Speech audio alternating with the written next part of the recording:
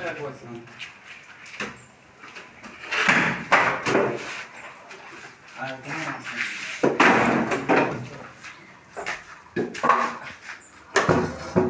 ইয়ে করবেন ভিডিওগুলো সারা পরে করবেন যে আমাকে এই নিয়মে দিলে আমি কবে নেবে ছাদের সেন্টারিং খোলা হচ্ছে, তো আমরা এইভাবে খুলে আপনারা দেখুন ভিডিওটাকে স্কিপ করেন না। দেখুন আমরা কীভাবে ছাদ খুলি আর আপনারা কোনভাবে খোলেন কমেন্টে বলুন ভাই।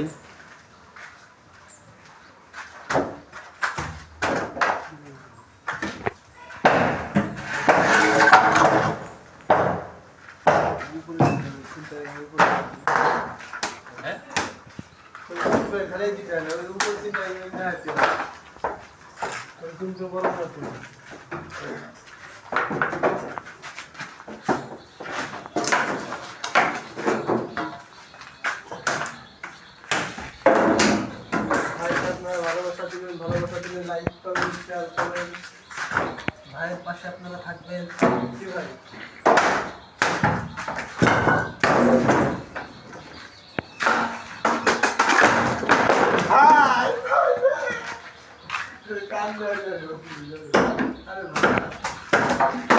একদম সঠিক নিয়মে খুলতেছে, তো আমাদের কাছে এটা সঠিক নিয়ম, আপনাদের কাছে কেমন কি জানি না।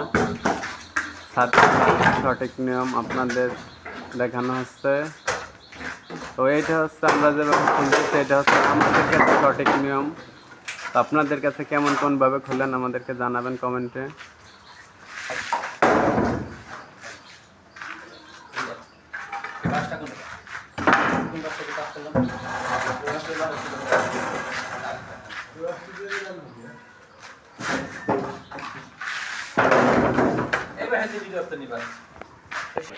দেখতে পাচ্ছেন এই যে আমরা মধ্যে একটা বাঁশ ঠেকাইছি, আর এই সেন্টারিংটার এখন দেখতে পারতেছেন যে এই যে বাঁশ হাতে নিয়ে বাড়ি দিয়ে আমার তৈরি উপরেতে সেন্টারিংটা একদম নিলিবিলি পড়ে যাবে।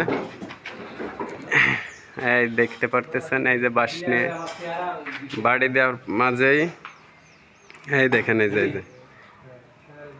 হ্যাঁ দেখেন এই যে হ্যাঁ দাও বাড়ি দাও।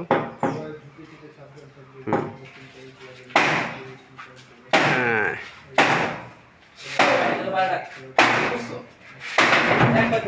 হ্যাঁ পড়ে নাই, তো এখনই পড়ে যাবে। দেখেন খালি কিভাবে এই যে দেখেন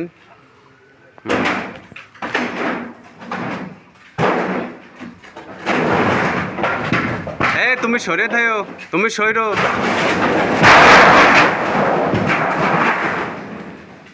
দেখতে পারতেছেন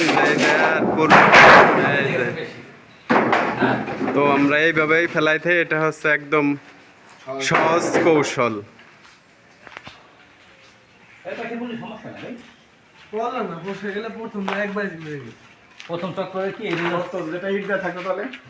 ভাই এটা কি সহজ কৌশল না ভাই?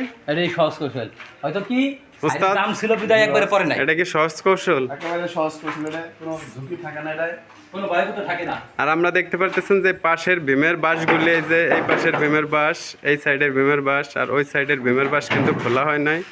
তো এইগুলো পাশে রাখার পরে ছাদ ছাড়ছি যাতে পাশে কোনো রকমের কিছু পড়ে না যায়। দেখতে পাচ্ছেন এই যে আমাদের ওইখানে বাঁশের জন্য কিন্তু ঠেকে গেছে, আর এই যে নিচের সাইড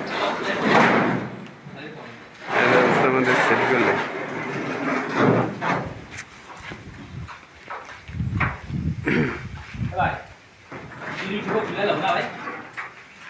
ছাদ খোলার একদম সঠিক নিয়ম।